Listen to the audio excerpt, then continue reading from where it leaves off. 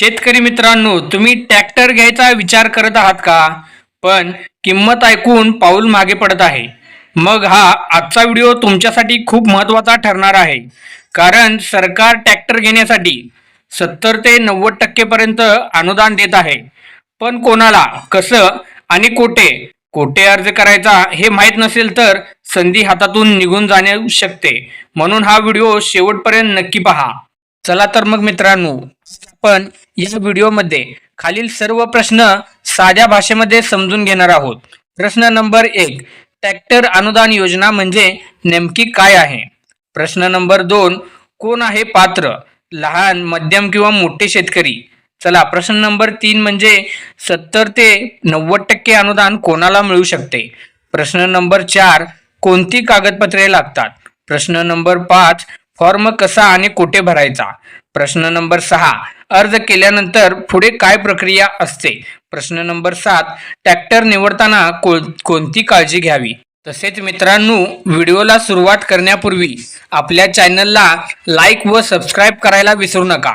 चला तर मग वेळ न घालवता सुरू करूया. आपल्या ट्रॅक्टर अनुदान योजनेविषयी काय प्रश्न आहेत ते समजून घेऊया. शेतकऱ्यांचा प्रश्न नंबर 1, ट्रॅक्टर अनुदान योजना म्हणजे नेमकी काय आहे? चला सांगतो. ही योजना केंद्र सरकार आणि राज्य सरकार यांच्या संयुक्त आणि स्वतंत्र योजनांतर्गत राबवली जात आहे. उद्देश एकच आहे, शेतकऱ्यांचे यांत्रिकीकरण वाढवणे, खर्च कमी करणे आणि शेतकऱ्यांचे उत्पादन वाढवणे. यामध्ये शेतकऱ्यांना ट्रॅक्टर खरेदीसाठी ठराविक टक्केवारी आर्थिक मदत दिली जाते. चला तर मग मित्रांनो, पाहूया प्रश्न नंबर 2, कोण आहेत पात्र? शेतकरी मित्रांनो, खालील अटी पूर्ण असतील तर तुम्ही या योजनेसाठी पात्र ठरू शकता. सामान्यतः अर्जदार हा भारताचा नागरिक असावा लागतो. अर्जदार शेतकरी असावा लागतो. स्वतःच्या नावावर किंवा कुटुंबाच्या नावावर शेती असणे गरजेचे आहे. यापूर्वी शासन अनुदानातून ट्रॅक्टर घेतलेला नसावा. व तसेच शेतकरी मित्रांनो, शेतकऱ्यांचे सुद्धा प्रकार आहेत. अल्पभूधारक शेतकरी, सीमांत शेतकरी, लहान व मध्यम शेतकरी, अनुसूचित जाती जमातीमधील शेतकरी, महिला शेतकरी. याच वर्गवारीनुसार 70 ते 90% अनुदान ठरत असते. चला तर मग पाहूया प्रश्न नंबर 3, अनुदान किती मिळते? 70 की 90%? चला मित्रांनो, सांगतो तुम्हाला. 70% अनुदान सर्वसाधारण प्रवर्गातील शेतकरी किंवा लहान व मध्यम शेतकरी, तसेच ठराविक कमाल मर्यादेपर्यंत, उदाहरणार्थ 3 ते 4 लाखापर्यंतच असू शकते 70% अनुदान योजना. आणि 90% अनुदान अनुसूचित जाती जमातींना असू शकतं. महिला शेतकऱ्यांना किंवा अपंग शेतकरी या योजनेमध्ये समाविष्ट होतात. महत्त्वाचं सांगायचं झालं तर अनुदानाची टक्केवारी, कमाल रक्कम ही राज्य, जिल्हा व वर्षानुसार बदलत असते. तसेच मित्रांनो, पाहूया प्रश्न नंबर 4, लागणारी कागदपत्रे कोणती असतात ती? अर्ज करताना खालील कागदपत्रे लागतात शेतकरी मित्रांनो. एक म्हणजे आधार कार्ड, 7/12 उतारा किंवा अट बँक पासबुक, आधार लिंक असणे गरजेचे असते.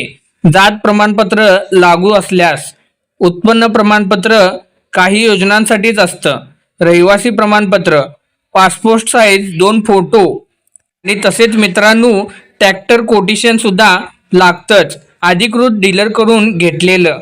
चला तर मग मित्रांनो, पाहूया प्रश्न नंबर 5, फॉर्म कसा आणि कोठे भरायचा?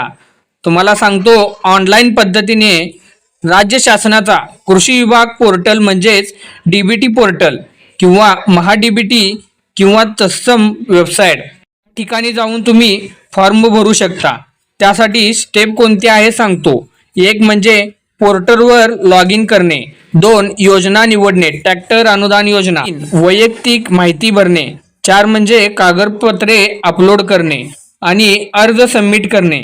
आणि मित्रांनो, ऑफलाईन पद्धतीमध्ये कसं भरायचा? जर उपलब्ध असेल तर तालुका कृषी कार्यालयामध्ये जाऊन भरू शकता. कृषी सहकार्य किंवा ग्रामसेवकाकडे सुद्धा उपलब्ध करून घेऊ शकता.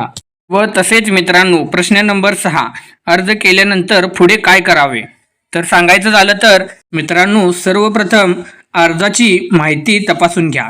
नंतर पात्र या अर्जाची यादी कुठे लागली आहे ते चेक करा. लॉटरी किंवा प्राधान्यक्रम गरज असेल तर चेक करून घ्या. तसेच मंजुरी पत्रक म्हणजे सँक्शन लेटर आले की नाही ते चेक करून घ्या. मग ट्रॅक्टर खरेदी करा आणि मग काय थेट तुमच्या बँक खात्यामध्ये अनुदान जमा होईल. चला मग पाहूया प्रश्न नंबर 7. ट्रॅक्टर निवडताना काय काळजी घ्यावी? फक्त शासकीय मान्यता प्राप्त कंपनीचा ट्रॅक्टर घ्यावा.